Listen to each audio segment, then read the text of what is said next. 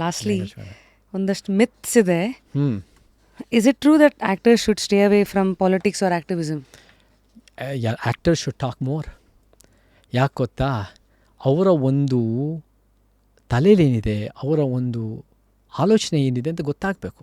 And ಇವತ್ತಿನ ದಿನ ಜನ ಜಾಸ್ತಿ ಪ್ರಶ್ನೆ ಮಾಡ್ತಾಯಿದ್ರೆ, ನಾನು ಅವೆಲ್ಲ ಹೇಳಿದೆ, ನೀವು ಮಾತಾಡಿದ್ರೂ ನಿಮ್ಮನ್ನು ಪ್ರಶ್ನೆ ಮಾಡ್ಬೋದು, ಬಟ್ ನೀವು ಮಾತಾಡದೇ ಇದ್ರೂ ಅವ್ರು ನಿಮ್ಮನ್ನು ಪ್ರಶ್ನೆ ಮಾಡೇ ಮಾಡ್ತಾರೆ. ಯಾಕೆ ಮಾತಾಡ್ತಾ ಇಲ್ಲ, ಯಾಕೆ ಅವ್ರು ಹೇಳ್ತಾ ಇಲ್ಲ, ಇಷ್ಟು ಅನ್ಯಾಯ ನಡೀತಾ ಇದೆ, ಅವ್ರಿಗೆ ಒಂದು ವೇದಿಕೆ ಇದೆ, ಆದರೂ ಕೂಡ ಅವ್ರು ಬರೀ ದುಡ್ಡು ಅವಕಾಶಕ್ಕೋಸ್ಕರ ಅವ್ರು ಸುಮ್ಮನಿದಾರಲ್ಲ ಅಂತ ಪ್ರಶ್ನೆ ಆಗ್ತಾಯಿದೆ. That's a very aware and awakened, ಭಾಳ ಚೆನ್ನಾಗಿ ಹೇಳಿದ್ದಾರೆ, ಅವೇಕೆಂಡ್ ಸೊಸೈಟಿ. ಸೊ ಜಾಸ್ತಿ ಮಾತಾಡಬೇಕು, ಕಡಿಮೆ ಮಾತಾಡೋದಲ್ಲ. ಅದು ಬರೀ ಆ್ಯಕ್ಟರ್ಸ್ ಅಷ್ಟೇ ಅಲ್ಲ, ಎಲ್ಲರೂ ಒಂದು ರೀತಿ ಕಾಂಟ್ರಿಬ್ಯೂಟ್, ಮಾತಾಡೋದ ಜೊತೆ ಕೆಲಸ, ಸೇವೆ, ಇದೆಲ್ಲ ಬೇಕು. ಈಗ ದೇಶದ ವಿರುದ್ಧ ಅಥವಾ ದೇಶದಲ್ಲಿ ನಡೀತಾ ಇರೋ ಅನ್ಯಾಯದ ವಿರುದ್ಧ ದನಿ ಎತ್ತಿದ್ರೆ ಆ್ಯಂಟಿ ನ್ಯಾಷನಲ್ ಜನ ಅವ್ರಿಗಿಷ್ಟ ಇಲ್ಲದೆ ಇರೋದನ್ನು ಆ್ಯಂಟಿ ನ್ಯಾಷನಲ್ ಅಂತ ಕರೆಯೋದು ಎಷ್ಟೋ ಸರಿ ಆಗಿದೆ. ನಮ್ಮ ವಿಚಾರಗಳು ನಿಜವಾಗ್ಲೂ ಸಂವಿಧಾನ ಎತ್ತಿ ಹಿಡಿತಿರೋದೇ ನಮ್ಮ ವಿಚಾರಗಳು. ಆ್ಯಂಟಿ ನ್ಯಾಷನಲ್ ಏನಿದೆ ಅಂದರೆ ಈ ವ್ಯವಸ್ಥೆಯ ಅಸಮಾನತೆಗಳು, ಜಾತಿ ವ್ಯವಸ್ಥೆ ಆಗಿರ್ಬೋದು, ಬಂಡವಾಳಶಾಹಿ ವ್ಯವಸ್ಥೆ, ಶ್ರೀಮಂತರಿಗೆ ಲಾಭ ಆಗ್ತಿರೋದು, ಪುರುಷ ಪ್ರಧಾನ ವ್ಯವಸ್ಥೆ ಇರ್ಬೋದು, these are all against the nation's well being. These are all anti national. So ಇವೆಲ್ಲ ಆ್ಯಂಟಿ ನ್ಯಾಷನಲ್ ವಿರುದ್ಧ ಧ್ವನಿ ಎತ್ತೋರು ಅಂದಾಗ ನನ್ನ ಪ್ರಕಾರ freedom of expression is there. But ಏನು ಮಾಡಬಾರ್ದು ಅಂದರೆ, ಯಾವ ಒಂದು ಹೇಟ್ ಸ್ಪೀಚನ್ನು ಅದನ್ನು ಸಮರ್ಥಿಸ್ಕೊಳಕ್ಕಾಗಲ್ಲ. ನೀವು ಯಾವುದೋ ಒಂದು ಸಮುದಾಯನೋ, ಯಾವುದೋ ಒಂದು ಲಿಂಗನೋ, ಯಾವುದೋ ಒಂದು ಧರ್ಮನೋ, ಈ ರೀತಿನ ಹೇಟ್ ದ್ವೇಷ ಭಾಷಣಗಳು ಅದನ್ನು ಒಪ್ಪಕ್ಕಾಗಲ್ಲ. That cannot be justified as freedom of expression. And also call to violence. ಈ call to violence cannot be justified as article 19. But article 19 call to violence ಮತ್ತು ದ್ವೇಷ ಭಾಷಣ ಬಿಟ್ಟರೆ, if you speaking truth the power, ಅದು ಭಾಳ ಒಳ್ಳೆಯದು. So ನೀವು ಮಾತಾಡಿ. ನನಗೆ ಆ್ಯಂಟಿ ನ್ಯಾಷನಲ್ ಯಾವ ಚೌಕಟ್ಟಿನಲ್ಲಿ, ಯಾವ ಕಾಂಟೆಕ್ಸ್ಟ್ನಲ್ಲಿ, ಯಾವ ಉದ್ದೇಶದಿಂದ ಯಾರು ಹೇಳ್ತಾರೆ, ಯಾರಿಗೆ ಹೇಳ್ತಾರೆ, ಪ್ರತಿಯೊಂದು ಬೇರೆ ಬೇರೆದು ವೇರಿ ಆಗುತ್ತೆ. ಸೊ ಅದನ್ನು ಸ್ವೀಪಿಂಗ್ ಜನರಲೈಸೇಷನ್ ಹೇಳೋದು ಕಷ್ಟ ಆಗುತ್ತೆ. ಆ್ಯಕ್ಟಿವಿಸಮ್ ಅಂದರೆ ಬರೀ ಪ್ರೊಟೆಸ್ಟ್ ಮತ್ತು ಆ್ಯಂಗರ್ ಆಗಬಾರ್ದು, ಔಟ್ರೇಜ್ ಆಗಬೇಕು.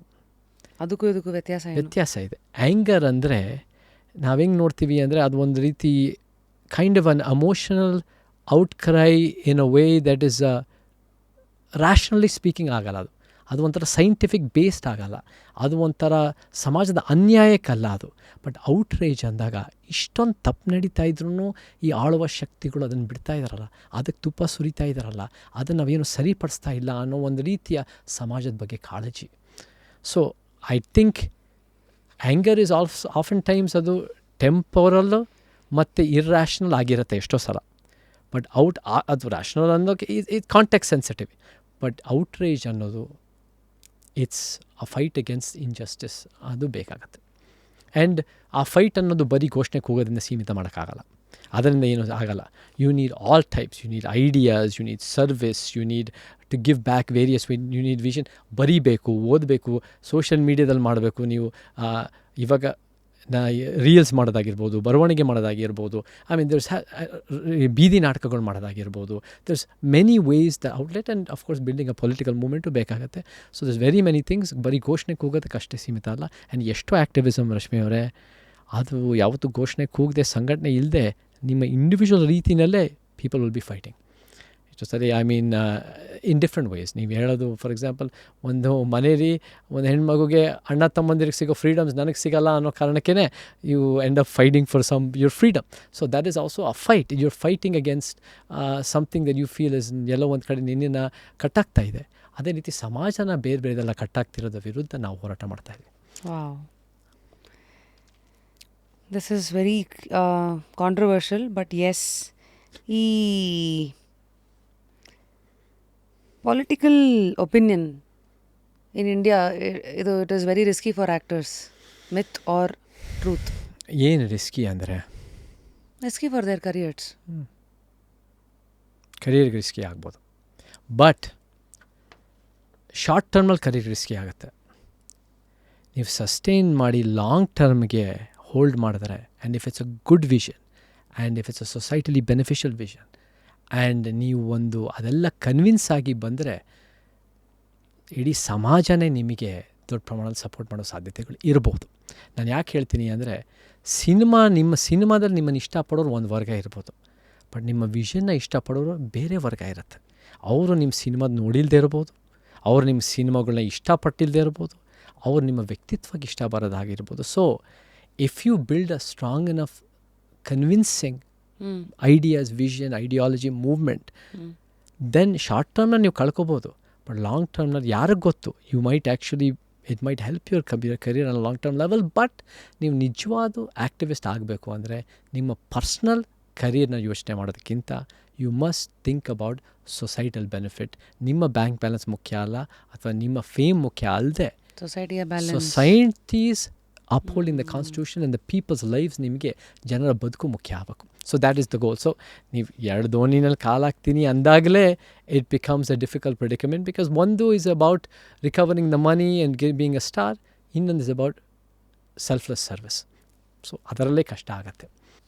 ಹಿಂದುತ್ವ ಮತ್ತು ಹಿಂದೂಯಿಸಮ್ ಎರಡರ ಮಧ್ಯೆ ಇರುವಂಥ ಡಿಫ್ರೆನ್ಸ್ ಬೇರೆ ಬೇರೆ. ಹಿಂದುತ್ವ ಅನ್ನೋದು, ರೈಟ್ ವಿಂಗ್ ಅನ್ನೋದು ಸಾವರ್ಕರ್ಸ್ ಕಾಯಿನ್ ಟರ್ಮ್. ಇಟ್ಸ್ ಅ, ನಾನು ಹೇಳಿದ socio cultural political ideology. 1923 coin ಮಾಡೋದು, 1925 RSS ಅದನ್ನು ಮುಂದುವರಿಸಿ, ಅದು ಇವಾಗ 100 ವರ್ಷದಿಂದ BJP 1980 ಬಂದು they have successfully built a strong political movement, socio cultural. Hindutva ನನ್ನ ಪ್ರಕಾರ ಇಟ್ಸ್, ಕನ್ನಡದಲ್ಲಿ ಹೇಳಬೇಕು ಅಂದರೆ, ಹಿಂದೂ ನಾವೆಲ್ಲರೂ ಒಂದು ಅಂದ್ಬಿಟ್ಟು ಧಾರ್ಮಿಕ ಅಲ್ಪಸಂಖ್ಯಾತರನ್ನು ಇತರರು ಅಂತ ಮಾಡೋದು. ಸೊ ನಿಮಗೇನಾಗತ್ತೆ ಅಂದರೆ, ಹಿಂದುತ್ವದ ಬೇಸಿಸ್ ಸಾವರ್ಕರ್ದು ಅಂದರೆ, ಯಾವ ಧರ್ಮಗಳು ಭಾರತದ ಚೌಕಟ್ಟಿನಲ್ಲಿ ಬಂದವೋ ಅವರೆಲ್ಲ ಹಿಂದುತ್ವದ ಅಡಿಯಲ್ಲಿ ಬರ್ತವೆ. ಯಾವುದೋ ಒಂದು ಪುಣ್ಯ ಭೂಮಿಗಳು, ಯಾವುದು ಧರ್ಮಗಳಲ್ಲಿ ಪುಣ್ಯ ಭೂಮಿಗಳು ಭಾರತ ಏತರು ಅಥವಾ ಒಂದು ಸಬ್ ಕಾಂಟಿನೆಂಟ್ ಏತರವಾಗಿದೆಯೋ, ಅದು ಮೆಕ್ಕಾ ಮದೀನಾ ಆಗಿರ್ಬೋದು, ಜೆರೂಸಲಮ್ ಆಗಿರ್ಬೋದು, ಈ ಥರ ವ್ಯಾಟಿಕನ್ ಸಿಟಿ ಆಗಿರ್ಬೋದು, ಅದು ಅಲ್ಪಸಂಖ್ಯಾತ ಧರ್ಮಗಳು, ಅದು ಒಂದು ಇತರರು, ಆ ಧರ್ಮದಲ್ಲಿ ಬದುಕಿರೋರು, ಹುಟ್ಟಿರೋರು, ಪಾಲನೆ ಮಾಡೋರು ಇತರರು. ಸೊ ದಿಸ್ ಈಸ್ ನನ್ನ ಪ್ರಕಾರ, ಇಟ್ಸ್ ಅನ್ ಐಡಿಯಾಲಜಿ ಆಫ್ ಡಿವಿಸಿವ್ನೆಸ್ ಅಂತ ನಾನು ನೋಡ್ತೀನಿ. But it's also factually flawed ideology. ಯಾಕಂದರೆ ನಿಮಗೆ ಪುಣ್ಯಭೂಮಿಗಳು ನೋಡೋಕ್ಕಾಗಲ್ಲ. ಈ ಮೂರು ಧರ್ಮಗಳು, ಯು ಟಾಕಿಂಗ್ ವೈದಿಕ ಧರ್ಮ, ಇಸ್ಲಾಮ ಧರ್ಮ, ಕ್ರೈಸ್ತ ಧರ್ಮ, ಮೂರು ಕೂಡ ವಲಸೆಯಾಗಿ ಬಂದಿರೋ ಧರ್ಮಗಳು. ಹಿಂದೂ ಧರ್ಮನೂ ವಲಸೆ. ಹಿಂದೂ ಅನ್ನೋ ಪದ ಬೇರೆ ಆಗುತ್ತೆ, ನಾನು ಅದನ್ನು ಹೇಳ್ತೀನಿ. ವೈದಿಕ ಧರ್ಮ, ಹಿಂದೂ ಅಂದಾಗ, ಯು ಲುಕ್ ಎಟ್ ಹಿಂದೂ ಅಂದಾಗ ಆ ಪದ 2,000 ವರ್ಷದಿಂದ ಹಿಂದೂಸ್ತಾನ್ ಅಂತ ಪದ ಬಂದಾಗ ಅದು ಒಂದು ಪರ್ಷಿಯನ್ ಪದ. ಅದು ಇಂದ ಸಿಂಧು ನದಿಗೆ ಸಕಾರ ಇಲ್ಲದೆ ಪರ್ಷಿಯನ್ನಲ್ಲಿ ಹಕಾರ, ಇದು ಹಿಂದೂ ಆಗಿ ಹಿಂದೂಸ್ತಾನ ಒಂದು ಪ್ರಾದೇಶಿಕವಾಗಿ ಒಂದು ಭೌಗೋಳಿಕ ಒಂದು ಪದ ಹಿಂದೂಸ್ತಾನ್. ಹಿಂದೂ ಧರ್ಮ ಅಂತ ಯಾವಾಗ ಬಂತು ಅಂದರೆ, ನೀವು 200 ವರ್ಷದ ಹಿಂದೆ ರಾಜಾ ರಾಮ್ ಮೋಹನ್ ರಾಯ್ ಆ ವೈದಿಕ ಧರ್ಮ, ಚಾತುರ್ವರ್ಣ ಧರ್ಮ, ವರ್ಣಾಶ್ರಮ ಧರ್ಮ, ಬ್ರಾಹ್ಮಣ್ಯ ಧರ್ಮ, ಸನಾತನ ಧರ್ಮಕ್ಕೆ ಹಿಂದೂ ಧರ್ಮ ಅಂತ ಅದನ್ನು ಕರೀತಾರೆ ಫಸ್ಟ್ ಟೈಮು. ಸೊ ಆ ವೈದಿಕ ಧರ್ಮ 3,000 ವರ್ಷದ ಹಿಂದೆ ವೇದಗಳು, ಸಂಸ್ಕೃತ ಇದೆಲ್ಲ ಬಂದಿದ್ದು ಆರ್ಯನ್ನವ್ರು ತೊಗೊಂಬಂದರು ಅಂತ. Aryan migration theory is a very accepted vision in intellectual circles and ಇವತ್ತು ಭಾಳ ಅಕ್ಸೆಪ್ಟೆಡು. 3,000 ವರ್ಷದಿಂದ ಪ್ಯಾಸ್ಟೋರಲ್ ಕಮ್ಯುನಿಟೀಸ್ ಅಂದರೆ ಒಂದು ಹಸು ಸಾಗಾಣಿಕೆ ಮಾಡಿಕೊಂಡು ಅವರು ಒಂದು ರೀತಿ 3,000 ನಮ್ಮ ದೇಶ ಭಾರತದ ಉಪಖಂಡಕ್ಕೆ ಭಾಳ ಮೈಗ್ರೇಷನ್ಸ್ ಆಗಿದೆ. ರಶ್ಮಿ ಅವರೇ, ನಿಮಗೆ 65,000 ವರ್ಷಗಳಿಂದ ಮೈಗ್ರೇಷನ್ಗಳು ನಡೀತಾನೇ ಇದ್ದಾವೆ. 65,000 ವರ್ಷ ಬೇರೆಯವರೆಲ್ಲ ಮೈಗ್ರೇಟ್ ಮಾಡ್ಕೊಂಡು ವಲಸೆ ಬಂದಿರೋರು ಭಾಳ ಜನ ಇದ್ದಾರೆ. ಬಟ್ ನಮಗೆ ಯಾವುದು ಕಂಟೆಸ್ಟೆಡ್ ಮತ್ತು ವಿವಾದಾತ್ಮಕ ವಲಸೆ ಅಂದರೆ ಈ ಆರ್ಯನ್ ವಲಸೆ 3,000 ವರ್ಷದ ಹಿಂದೆ ವೈದಿಕ ಒಂದು ರೀತಿ ವಾದ, ವೈದಿಕ ವಿಚಾರ, ವೇದಗಳು, ವರ್ಣಾಶ್ರಮ, ಸಂಸ್ಕೃತ ಇದನ್ನೆಲ್ಲ ತೊಗೊಂಬಂದಿದ್ದೆ ಆ ಆರ್ಯನ್ನವರು ಪ್ಯಾಸ್ಟೋರಲ್ ಕಮ್ಯುನಿಟೀಸ್ ಮೈಗ್ರೇಷನ್ ತಂದು ಬಂದಿರೋದು. ಆರ್ಯನರು ಹಂಗೆ ದ್ರವಿಡಿಯನರು, ದ್ರವಿಡಿಯನ್ಯವರು these are all language groups. So Dravidian and Aryan language group ಅಂದರೆ ಸಂಸ್ಕೃತ, ಈ ಬೇರೆದು ಅದು ಇಂಡೋ ಯುರೋಪಿಯನ್. ಈ ಒಂದು Dravidian is a language group. ಅದು ಏನಂದರೆ ತಮಿಳು, ಕನ್ನಡ, ತೆಲುಗು, ಈ ಮಲಯಾಳಂ, ಈ ದ್ರವಿಡಿಯನ್ ಗ್ರೂಪ್ಸೇ ಒಂದು ಬೇರೆ ಪ್ರಾದೇಶಿಕವಾಗಿ proto Dravidian roots. They're different ಇದು ಲ್ಯಾಂಗ್ವೇಜ್ ಗ್ರೂಪ್ಸ್. ಬಟ್ ಆ ಲ್ಯಾಂಗ್ವೇಜ್ ಗ್ರೂಪ್ಸಿಂದನೂ ಕೂಡ ಅದನ್ನು ಒಂದು ರೀತಿ ಎಥ್ನಿಕ್ ಗ್ರೂಪ್ಸ್ ಆಗು ಕನೆಕ್ಟ್ ಆಗಿದೆ. ಅದನ್ನು ಕೂಡ ಐಡಿಯಾಲಜಿಕಲ್ ಗ್ರೂಪ್ಸ್ ಆಗು ಬೇರೆ ಬೇರೆ ಥರ ಇನ್ಫ್ಲುಯೆನ್ಸಸ್ ಮಾಡ್ತಾರೆ. But essentially language groups, language families. So ಏನೇ ಇದ್ರೂ ಈ ವೈದಿಕ ಧರ್ಮ 3,000 ವರ್ಷದಿಂದ ಬಂತು. ಈ ಒಂದು ಇಸ್ಲಾಮು ಕ್ರೈಸ್ತ ಧರ್ಮ 2,000 ವರ್ಷ ವೆಸ್ಟರ್ನ್ ಯುರೋಪ್ಗೆ ಹೋಗೋಕ್ಕಿಂತ ಮುಂಚೆ ಕ್ರಿಶ್ಚಿಯಾನಿಟಿ ಕೇಮ್ ಇವರು ಸೇಂಟ್ ಥಾಮಸ್ ಇರಬೇಕು ಟು ಈ ಒಂದು ಕೇರಳ ಕೋಸ್ಟು. ಆ್ಯಂಡ್ ಇಸ್ಲಾಮು ಕೂಡ ಅದು ಒಂದು 1400 ಇಯರ್ಸ್ಗೂ ಈ ಅರಬ್ ಟ್ರೇಡರ್ಸು ಮತ್ತು ಬೇರೆ ಬೇರೆಯವ್ರ ಮುಖಾಂತರ ಅದು ಕೂಡ ಸಬ್ ಕಾಂಟಿನೆಂಟ್ ಮೈಗ್ರೇಷನಿಂದ ಬಂತು. ಸೊ ಅವೆಲ್ಲ ವಲಸೆ ಧರ್ಮಗಳು. ಬಟ್ ಇವಾಗ ಎಲ್ಲ ಧರ್ಮಗಳು ನಮ್ಮ ಭಾರತದ ಧರ್ಮಗಳೇ. ಎಲ್ಲ ಧರ್ಮಗಳು ಬೇರೂರಿದೆ. ಎಲ್ಲ ಧರ್ಮದವರು ಕೂಡ ನಮಗೆ ಭಾಳ ಅದ್ಭುತವಾದ ಇತಿಹಾಸ ಇದೆ. ಎಲ್ಲಾದರೂ ನಮಗೆ ಒನ್ ಆಫ್ ದ ಈ ಸಿವಿಲೈಸೇಷನಲ್ಲಿ ಈ ರಿಲಿಜಿಯಸ್ ಸಿವಿಲೈಸೇಷನ್ಗಳು ಅದು ವೈದಿಕ ಧರ್ಮ ಇರ್ಬೋದು, ಇಸ್ಲಾಂ ಇರ್ಬೋದು, ಕ್ರೈಸ್ತ ಧರ್ಮ ದೊಡ್ಡ ಪ್ರಮಾಣದಲ್ಲಿ ಭಾರತದಲ್ಲಿ ಒಂದು ಆರ್ಕಿಟೆಕ್ಚರಲ್ಲಿ ಮತ್ತು in terms of service, in terms of ಬೇರೆ health and education, in terms of existential ಭಾಳ ಒಂದು ಪರಿಣಾಮಕಾರಿಯಾಗಿದ್ದಾವೆ. So all things being said they belong to the Indian sub continent.